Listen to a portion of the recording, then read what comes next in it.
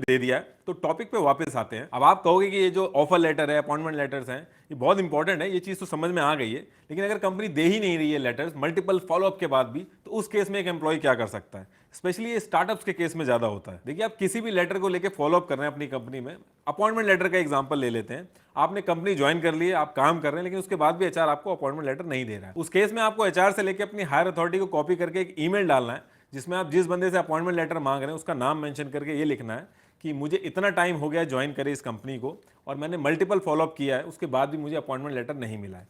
ये ईमेल डाल के इसकी कॉपी आपको अपने पास रखनी है और उसके बाद आपको फॉलोअप करने की जरूरत नहीं है। अब कुछ लोग कहेंगे कि ईमेल यूज नहीं होता हमारे यहाँ, तो ऐसे केसेस में आप अपनी कंपनी को लेटर लिखेंगे, कंपनी के एड्रेस पे स्पीड पोस्ट करेंगे और उसकी कॉपी और स्पीड पोस्ट की रिसिप्ट अपने पास रखेंगे। और कोई भी डॉक्यूमेंट हो जो आपको नहीं मिल रहा हो, चाहे वो ऑफर लेटर हो, कॉन्फर्मेशन लेटर हो, टर्मिनेशन लेटर हो, हर केस में आपको यही करना है। उसके बाद आपको फॉलोअप करने की जरूरत नहीं है, ये अपने आप में एक प्रूफ होते हैं। जब आप काफी टाइम से कंपनी के साथ जुड़े हुए हो और एक कंफर्म्ड एम्प्लॉय हो, उस केस में कंपनी को आपको निकालने पे कंप्लायंस फॉलो करने होते हैं। इनफैक्ट 2020 में ये बिल लाया गया कि अगर कोई कंपनी किसी एम्प्लॉय को टर्मिनेट करती है तो उसको 9 मंथ तक की सैलरी और उसके बेनिफिट सब देने होंगे। अगर आने वाले टाइम पे ये बिल पास हो जाता है तो जो कंपनीज अभी आपसे कहती है रेजिग्नेशन डालने के लिए, उस समय और ट्रिक्स खेलेंगी आपके साथ, आपसे रेजिग्नेशन डलवाएंगी। अभी भी यही रीजन है कि जब कंपनीज आपको निकालना होता है तो खुद टर्मिनेशन लेटर नहीं देती है, आपसे कहती है कि रेजिग्नेशन डालने को, और आप भी बड़े आराम से कर देते हो, क्योंकि ऐसा नहीं करने पे आपको डराया जाता है, ये कहा जाता है कि आपको ब्लैकलिस्ट कर दिया जाएगा, आपको जॉब नहीं मिलेगी। इसमें आपको डरने की जरूरत नहीं है, बस आपको अपने राइट्स पता होने चाहिए। कुछ केसेस में अगर आप आनाकानी करते हो तो कंपनी आपको टर्मिनेट नहीं करती है, बल्कि एंट्री बंद कर देती है और 10 दिन के बाद कंप्लायंस में ये दिखा देती है कि ये पर्टिकुलर एम्प्लॉय 10 दिन से बिना बताए गायब है, और एब्सकॉन्डिंग का केस बना के आपके बेनिफिट्स मार लेती है। इसलिए आप जब भी लीव पे जाएं, ईमेल जरूर डालें, भले आपकी कितनी अच्छी बनती हो आपके मैनेजर से। इस चीज पे खुश मत होइए कि हमारे यहाँ तो ईमेल का झाड़ नहीं है, हम तो फोन पे ही बता देते हैं। ऐसे केसेस हुए जहां पे एम्प्लॉय बता के गया है, उसके बाद भी कंपनीज ने उसका एडवांटेज लेके एब्सकॉन्डिंग का केस बनाया है। इसलिए कॉर्पोरेट वर्ल्ड में आपको किसी के ऊपर ट्रस्ट नहीं करना, बल्कि आपको रूल से चलना है। आप सुनते होंगे लाइनें कि don't treat me like your boss, treat me like your friend. इन सब के चक्कर में बिल्कुल मत पड़िएगा। जब आपका टाइम आएगा तो यही फ्रेंड कंपनी के साथ मिलके आपका एब्सकॉन्डिंग का केस बनाएगा। तो आप कहोगे कि सिस्टम का एक्सेस हमारा बंद कर दिया है, कंपनी में एंट्री हम बंद कर दिए, अब इस केस में हम क्या ही कर लेंगे। तो इस केस में भी आपको वही करना है जो आप अपॉइंटमेंट लेटर या फिर ऑफर लेटर के टाइम पे करते थे।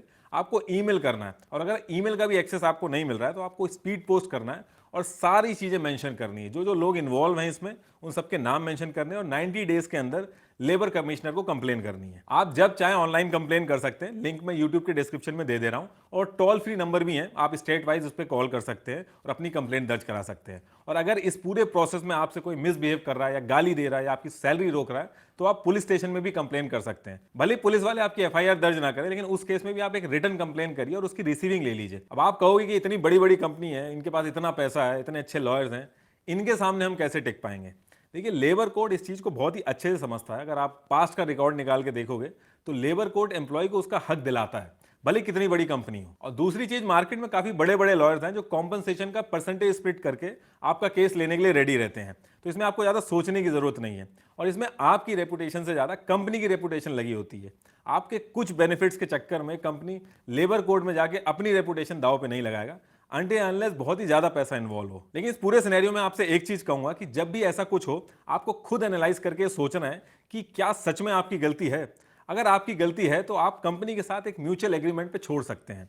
ये सारे एफर्ट्स आपको तभी करने चाहिए जब आपके साथ नाइंसाफी हुई हो, किसी ने आपको डिसरिस्पेक्ट किया हो, कोई गाली गलौज की हो आपसे। देखिए, इसमें जो सबसे बड़ा इशू आता है वो आता है परफॉर्मेंस का। ये कॉम्पिटेटिव वर्ड है, डेडलाइन चेस करनी होती है, और कंपनी भी वहां चैरिटी करने नहीं बैठी है, वो पैसे कमाने बैठी है। तो अगर आप परफॉर्मेंस नहीं दे रहे हो तो कंपनी को पूरा हक बनता है आपको निकालने का, लेकिन इलीगल तरीके से नहीं। अब ये इलीगल तरीका क्या होता है? देखिए, जब कंपनी कंप्लायंस का एक भी स्टेप मिस करके एम्प्लॉय को निकालती है तो उसको इलीगल टर्मिनेशन कहा जाता है, जिसके खिलाफ एक एम्प्लॉय एक्शन ले सकता है। कंपनी खुद टर्मिनेशन लेटर देने की बजाय आपसे रेजिग्नेशन डलवाती है ताकि आपके बेनिफिट्स आपको ना मिल पाए। कभी कभी ऐसा भी होता है कि आप उतनी बटरिंग नहीं कर पाते हो जितनी बाकी करते हैं, तो सेम परफॉर्मेंस के बाद भी आपको टर्मिनेट कर दिया जाता है। जो आपसे कम परफॉर्म कर रहे हैं वो उसी कंपनी में टिके रहते हैं। ये जो आर्बिट्रेरीनेस है, जो अपनी मन मर्जी चलाना और रूल्स को फॉलो करना, ये गलत है। इसके खिलाफ एक्शन आप ले सकते हैं। अगर परफॉर्मेंस की वजह से भी निकाला जाता है तो इसका एक तरीका होता है कि आपकी परफॉर्मेंस को लेकर कभी बताया गया आपको कि आपकी परफॉर्मेंस खराब है, या किसी पीआईपी प्रोग्राम में आपको पहले कभी डाला गया, या कोई वार्निंग दी गई, या लास्ट ईयर कोई अप्रेजल हुआ है तो उस अप्रेजल लेटर में आपको बताया गया हो कि आपकी परफॉर्मेंस इंप्रूव होनी चाहिए। सिर्फ मुंह से बोल देने से कि परफॉर्मेंस खराब है, ये वैलिड नहीं होता लेबर कोड में।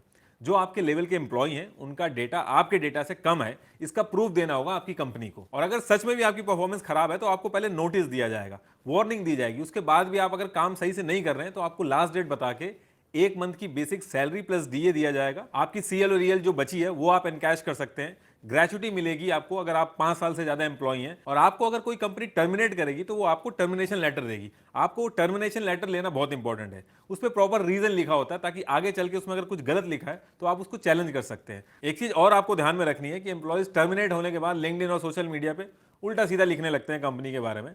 तो ये करने की आपको बिल्कुल भी जरूरत नहीं है, क्योंकि ये करने से कंपनी आपके अगेंस्ट में इसको यूज कर सकती है कि आपकी वजह से उनकी रेपुटेशन का नुकसान हुआ है। उल्टा वो आपसे कॉम्पनसेशन मांग सकती है। तो ऐसा बिल्कुल ना करें। आप बिल्कुल सिंपल तरीके से जो आपका हक है वो लीजिए। और कोई आपको कुछ भी बोले, आपको बस हर चीज को डॉक्यूमेंट करना है, उनसे जवाब सवाल नहीं करना है। और इसके साथ साथ आपको यह भी समझना है कि कंपनी ने आपको ले ऑफ किया या फिर टर्मिनेट किया है, ये दोनों अलग अलग चीजें होती हैं। कभी कभी ऐसा होता है कि कंपनी के पास काम नहीं होता है तो वो आपको टर्मिनेट नहीं करती है, बल्कि आपको ले ऑफ कर देती है कुछ टाइम के लिए। मैक्सिमम 45 डेज के लिए आपको ले ऑफ करा जा सकता है।